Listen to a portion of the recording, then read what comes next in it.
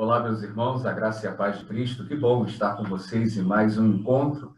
Estamos tratando aqui sobre os profetas maiores. E no encontro de hoje eu quero falar com você sobre o livro do profeta Jeremias. A profecia de Jeremias retrata os últimos anos da existência de Judá como uma nação independente. Em razão, da insistência em que Judá se submetesse ao Império Babilônico, que Deus escolhera utilizar como instrumento de punição ao seu povo. Então, Jeremias, em diversas ocasiões, ele teve a sua vida ameaçada. A sua atitude era considerada traição e ele era odiado, inclusive, pelo povo.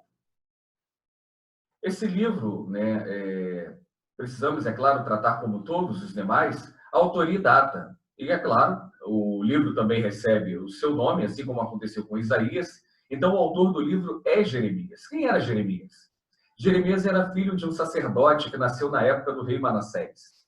O seu ministério, porém, só começou no 13º ano do reinado de Josias e se estendeu por mais ou menos aí uns 40 anos, até o reinado de Zedequias, último rei de Judá, inclusive.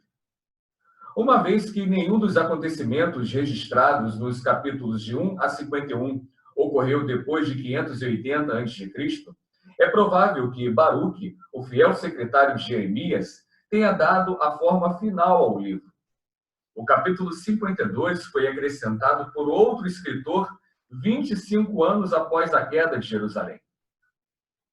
Mas qual é o tema, qual é o propósito do livro de Jeremias?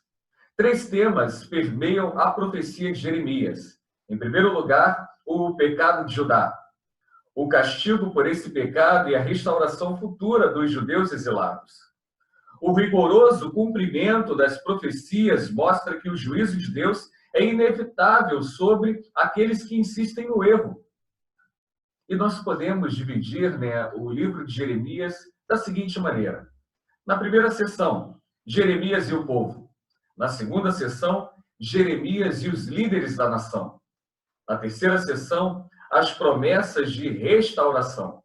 Na quarta sessão, a desintegração de Judá como reino. E na quinta sessão, a fuga para o Egito.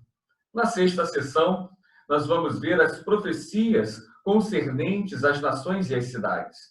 E na sétima e última sessão, nós vamos encontrar um apêndice, a partir do capítulo 52. E Jeremias, assim como Isaías, ele também relata alguns fatos importantes. O fato histórico principal relatado no livro é a queda do reino do sul, Judá, que foi conquistado pelos babilônicos, aparece lá no capítulo 52. E um episódio chama muita atenção, que é a queima do rolo, onde estavam registradas as profecias de Jeremias. Proibido de comparecer diante do rei Jeoaquim, Jeremias ele ditou a mensagem que recebera de Deus ao seu secretário Baruque, e depois lhe ordenou que fosse ler a profecia do templo. Muito irritado, o rei mandou queimar o rolo, mas Jeremias voltou a ditar as mesmas profecias a Baruque, com alguns acréscimos, que é o que está registrado no capítulo 36. E encontramos também nesse livro algumas características muito especiais. Uma característica interessante de Jeremias é que ele não está em ordem cronológica. E isso é demonstrado nas seguintes passagens, capítulo 1, verso 2, 3, 6, quando fala do reinado de Josias, capítulo 22, 25, 26, 35, 36 e 45, que trata do reinado de Jeoaquim, 21, 24, 27, depois 12, 29, 32, 34, entre outros, que fala do reinado de Zedequias. E lá no finalzinho, nos capítulos 43, e depois volta, 43, desculpe, e 44, nós vamos encontrar algumas informações daquilo que acontecera no Egito. Qual era o conteúdo histórico-teológico? O profeta Jeremias ele viveu numa época muito perigosa, muito turbulenta. E os historiadores apontam que, por volta do ano 647 a.C., no 13º reinado do rei Josias de Judá, que temia Deus, e o Senhor Deus, o que fez, o comissionou. E aí, durante os trabalhos de restauração da casa do Senhor, encontrou-se, leu-se perante o rei o livro da lei de Deus. E Josias, ele empenhou-se em fazer com que tudo aquilo que havia sido dito fosse cumprido, mas, no máximo, só pôde deter temporariamente o desvio do povo para a idolatria. O avô de Josias, Manassés, que reinou em torno aí de 55 anos, e também seu pai Amon, que foram assassinados, depois de um reinado de apenas 2 anos, ambos agiram de modo iníquo. Induziram o povo a praticar repugnantes orgias, ritos horríveis, de modo que estava habituado a oferecer incenso, inclusive à rainha dos céus, e sacrifícios humanos a deuses demoníacos. Manassés inundou Jerusalém de sangue inocente. A tarefa de Jeremias, portanto, não era fácil.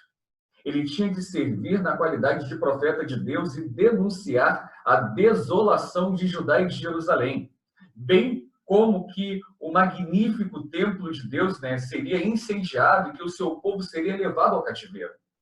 Catástrofes quase inacreditáveis.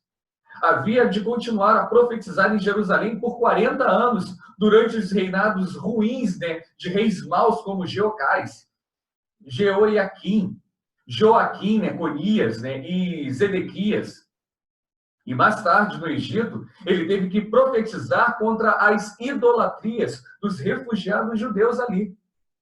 Então, o seu livro ele foi completado no ano de 580 a.C., um período abrangido pelo livro de Jeremias, portanto, 67 anos, período que foi ali cheio de acontecimentos. Nós possuímos uma biografia mais completa de Jeremias do que de qualquer outro dos profetas da antiguidade, com exceção de Moisés.